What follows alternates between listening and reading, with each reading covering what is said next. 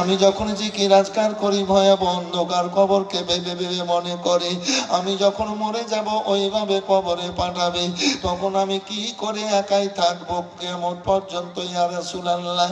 তাই জাহান্নামের আযাবকে ভয় করতে হবে, জাহান্নামের আগুনের প্রতি বিশ্বাস রাখতে হবে, আল্লাহর গজবের প্রতি বিশ্বাস রাখতে হবে, না হলে ঈমান থাকবে না, বেঈমান হয়ে যাবে। বলে দেন সুবহানাল্লাহ।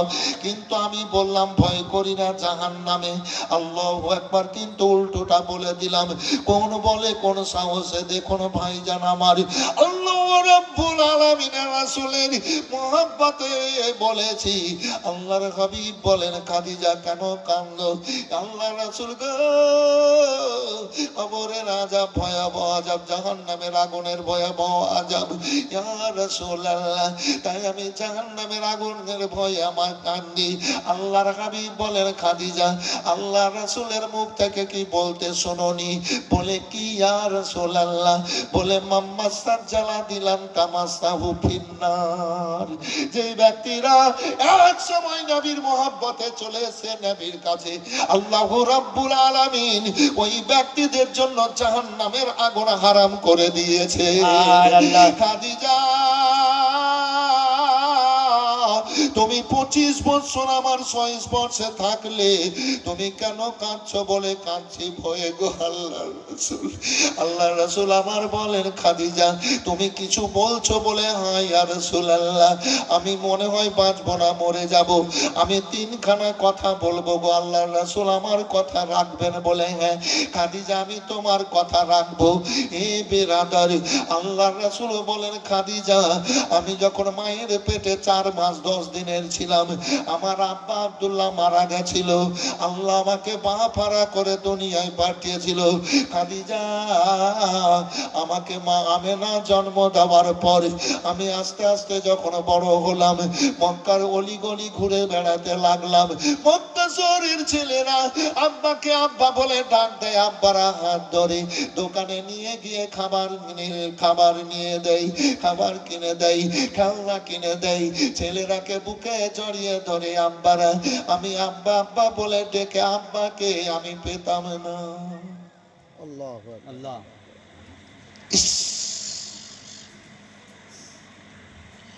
আমি আব্বা আব্বা বলে কাঁদতাম, আব্বাকে ডেকে পেতাম না। বাড়ি আসতাম, আমার মা আমাকে বুকে জড়িয়ে ধরে নিয়ে চুম্বন দিয়ে বলতো, বেটা চোখের পানিতে বুকের কাপড় ভিজিয়েছ, কি এমন ব্যথা বেদনা পেয়েছ? ছেলেরা আব্বাকে আব্বা বলে ডাক দেয়, আব্বারা হাত ধরে বুকে লাগাই, খেলনা কিনে দেয়, খাবার কিনে দেয়। আমি আব্বা আব্বা বলে আমার আব্বাকে কেন আমি বুকে পাই না, আমাকে বুকে নেই না? বলে বেটা তোমার আব্বা মক্কা শহর থেকে সিরিয়ার উদ্দেশ্যে ব্যবসার জন্য গেছিল, আর বাড়ি ফিরে আসেনি। ওই নাবেগার জেলখানাতে বন্দী হয়ে গেছে, কখন আসবে? আসতে পারবে না বেটা। রাসূলুল্লাহ বারবার বলেছিলেন 6 বছরের শিশু রাসূলুল্লাহ, মা আব্বা আসতে পারে না, আমি যাব, নিয়ে চলো। আমিনা আব্দুল মোতালেবকে বলেন আব্বা আমার ছেলে আব্বারাও যাবে, আমাকে নিয়ে যেতে হবে। বারবার বলছে, বলে না বেটি যেতে হবে না। কে কে সঙ্গে নিয়ে যায় বলো? তবে বেটি আমিনা সবর করো, আব্বা জান আমাকে আমার বাবার দেশ মদিনায় যাবার হুকুম দেন, আমার বাবার বাড়ি যাব আব্বা জান। বলে কে যাবে? বলে উম্মে ঈমানকে সঙ্গে নেব, একটা কাফেলা যাবে মদিনাতে, ওই কাফেলার সঙ্গে ধরে নিয়ে চলে যাব। হুকুম হয়ে গেল। আল্লাহ রাসূল সাল্লাল্লাহু আলাইহি সাল্লামকে এবার কোলে তুলে নিয়ে চলবেন ভাইজান আমার। এবার মাল মাথা নামা হলো। আল্লাহ রাসূলকে আমেনা এবার বুকে জড়িয়ে নিয়ে উটের ওপরে উঠলেন। এবার আর আমেনা এবার উটের পেছনে বসিয়ে দেওয়ার পর বলেন ওপরে পেছন দিকে আমেনা নিজের পেছন দিকে বসালেন। বেটা কাপড়গুলা ভালো করে কষে ধরবা, কোথাও যেন উঁচু জায়গা, কোথায় পাহাড়, কোথাও মরুভূমি, কোথায় জঙ্গল। উট কোনো সময় জোরে চলবে, কোনো সময় আস্তে চলবে, আমাকে জড়িয়ে ধরে থাকবা। উম্মে আইমান নাকাল খিচো। উম্মে আইমান যখন উটের লাগাম যেটাকে বলছে নাকাল খিচে নিলেন, এবার উট বিকট শব্দ বের করে উপর দিকে মাথা করে চোখের পানি ফেলে এবার কাঁদতে লাগলো। আমেনা উটখানা বসালো, এবার উট বসে গেছে, আমেনা নেমে গেল। আমার উট কোনোদিন এইভাবে কাঁদেনি, এইরকম ছটফট করেনি। ব্যাপারখানা কি হতে পারে? আমার ছেলের কারণে। আমেনা শিশু মোস্তফাকে এবার নিজের কোলে বসালেন, আগে বসালেন। উটকে কোনো কথা বলতে হলো না, নিজের ইচ্ছায় উট উঠে মদিনার দিকে চলতে লাগলো। পরের পশুরা গো আমার রাসূলুল্লাহকে চিনতে পারলো, কিন্তু আমরা এখনো অনেক বেয়াকুব, নবীর মোহাম্মদকে বুঝছি না, নবীকে চিনতে পারছি না। আল্লাহু আকবার, আল্লাহু আকবার। হযরত সাফিনা রাদিয়াল্লাহু তাআলা আনহু একদিন দলবলের সঙ্গে যাচ্ছেন নবীর দিদারে, এ বেরাদারি। এবার পেছনে পড়ে গেলেন পেশাব পায়খানায় যাওয়ার পরে। এবার ও রাতের ঘটনা, এবার কিন্তু সঙ্গীদের দল ছাড়া হয়ে গেল, সঙ্গী চলে যাচ্ছে, অনেকজন সাহাবী আছে। হযরত সাফিনা একাই পড়ে গেছেন। হযরত সাফিনাকে দেখে বাঘ হাউ হাউ করে এবার চলে আসলো। শিকার পেয়েছি, ক্ষুধা পেয়েছি, জান জান ভরে খাবো, বুক ভরে খাবো। হযরত সাফিনার দিকে যখন হাউ হাউ করে চলে আসলো, হযরত সাফিনা দেখছেন, আমি তো বলবো আল্লাহ, আমি বলবো আল্লাহ আমাকে বাঁচাও। এবার বাঘ বলবে আল্লাহ আমাকে খাবার দাও, বাঘ বলবে খাবার দাও। আমি বলবো আল্লাহ বাঁচাও। ফাইসালার জন্য আল্লাহ রাসূলুল্লাহকে দুনিয়ায় পাঠিয়েছেন। জোরে বলবেন এই ঘটনা রয়েছে হরিণের একখানা ভাইজান আমার। আল্লাহু আকবার, আল্লাহু আকবার। হযরত সাফিনা বলেন, ইউনাদু মুনাদিন ইয়া রাসূলুল্লাহ, নবী কোথায় আছেন একটু নজর করেন। এবার বলেন, বাঘ রে তুই চরম ক্ষুধা পেয়েছিস, ভক্তকে চরম লেগেছে আমি জানি, তবে সিনালে আমি নবী মুস্তাফার গোলাম, আমি নবীর দিদারের জন্য যাচ্ছি।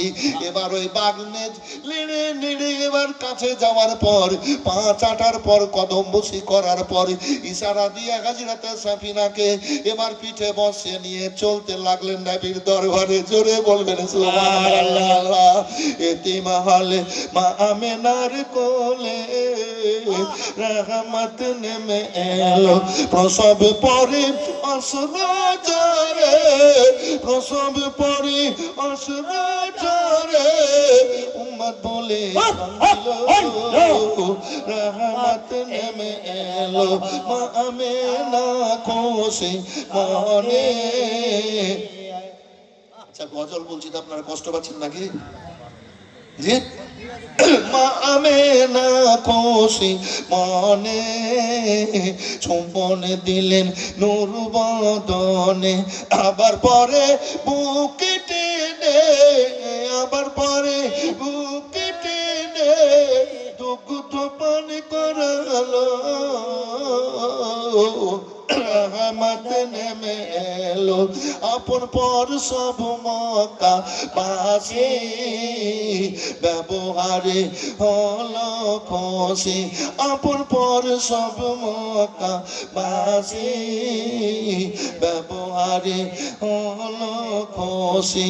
মুখে দেখে মুচকি হাসি, মুখে দেখে মৃদু হাসি, সবার প্রাণ জোড়ালো,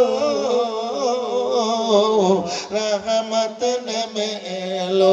দুঃখী জনের ঘরে ঘরে, কে খায়নি খানা তার সন্ধান করে।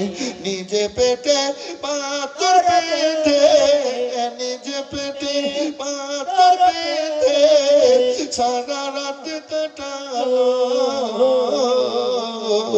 রহমত নেমে এলো। মজলিস কিন্তু খুব সুন্দর।